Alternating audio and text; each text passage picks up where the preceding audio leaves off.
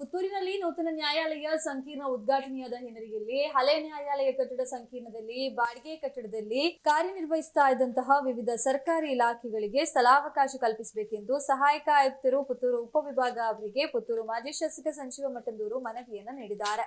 ಮನವಿಯಲ್ಲಿ ನೂತನ ನ್ಯಾಯಾಲಯ ಸಂಕೀರ್ಣದಲ್ಲಿ ಪುತ್ತೂರು ತಾಲೂಕಿನ ಎಲ್ಲಾ ನ್ಯಾಯಾಲಯಗಳ ಕಾರ್ಯಚಟುವಟಿಕೆಗಳಿಗೆ ಅಗತ್ಯವಿರುವ ಸಮರ್ಪಕ ಕಟ್ಟಡ ಹಾಗೂ ಮೂಲಸೌಕರ್ಯಗಳು ಲಭ್ಯವಿರುವುದರಿಂದ ಪುತ್ತೂರು ಹೃದಯ ಭಾಗದಲ್ಲಿರುವ ಕಿಲ್ಲೆ ಮೈದಾನದ ಹಳೆ ನ್ಯಾಯಾಲಯ ಕಟ್ಟಡವನ್ನು ಈಗಾಗಲೇ ತೆರವುಗೊಳಿಸಲಾಗ್ತಾ ಇದೆ ಎಂದು ಉಲ್ಲೇಖಿಸಲಾಗಿದೆ.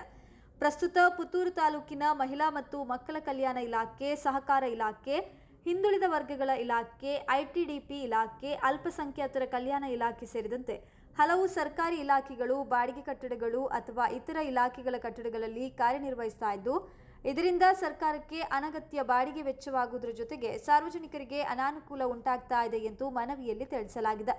ಆದ್ದರಿಂದ ಕರ್ನಾಟಕ ಲೋಕೋಪಯೋಗಿ ಇಲಾಖೆ, ನ್ಯಾಯಾಂಗ ಇಲಾಖೆ ಹಾಗೂ ಬಾರ್ ಅಸೋಸಿಯೇಷನ್ ಜೊತೆ ಸಮಾಲೋಚನೆ ನಡೆಸಿ ಈ ಎಲ್ಲ ಸರ್ಕಾರಿ ಇಲಾಖೆಗಳನ್ನು ಹಳೆ ನ್ಯಾಯಾಲಯ ಕಟ್ಟಡ ಸಂಕೀರ್ಣಕ್ಕೆ ಸ್ಥಳಾಂತರಿಸುವಂತೆ ಅಗತ್ಯ ಕ್ರಮ ಕೈಗೊಳ್ಳಬೇಕೆಂದು ಸಹಾಯಕ ಆಯುಕ್ತರಿಗೆ ಪುತ್ತೂರು ಮಾಜಿ ಶಾಸಕ ಸಂಜೀವ ಮಠಂದೂರು ಮನವಿಯನ್ನು ಸಲ್ಲಿಸಿದ್ದಾರೆ.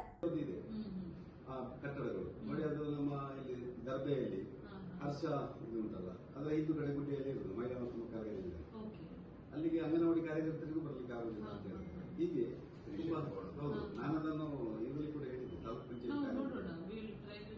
ಅಲ್ಲಿ 6 ಕೋರ್ಟು ಹಾಲ್ಗಳಿವೆ.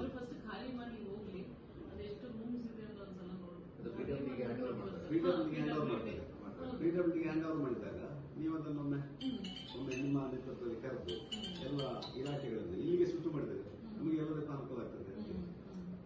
ಇಲ್ಲಿ ಮೀಟಿಂಗ್ ಮಾಡಲಿಕ್ಕೆ ಬಾಕಿ ಜನರಿಗೆ ಸಾರ್ವಜನಿಕರಿಗೆ ಅನುಕೂಲ ಆಗ್ತದೆ. ಇವು ಕೊಡ್ಬೋದು. ತಾಲೂಕು ಪಂಚಾಯತ್ ಕಾರ್ಮಿಕರಿಗೆ ಯಾರೆಲ್ಲ ಬಾಡಿಗೆ ಕೊಡ್ತಾರೆ, ಯಾರು ಬಾಡಿಗೆ ಇದ್ದಾರೆ, ಮತ್ತೆ ಬೇರೆ ಇಲಾಖೆಯ ಕಟ್ಟಡದಲ್ಲಿದ್ದಾರೆ ಕೆಲವು. ಈಗ ನಮ್ದು ಅವ್ರದ್ದು ಇದರಲ್ಲಿದೆ, SKSMS ಒಂದು ಸಹಕಾರಿ ಸಂಘದ ಕಟ್ಟಡದಲ್ಲಿದೆ. ಅಟೆಂಡೆನ್ಸ್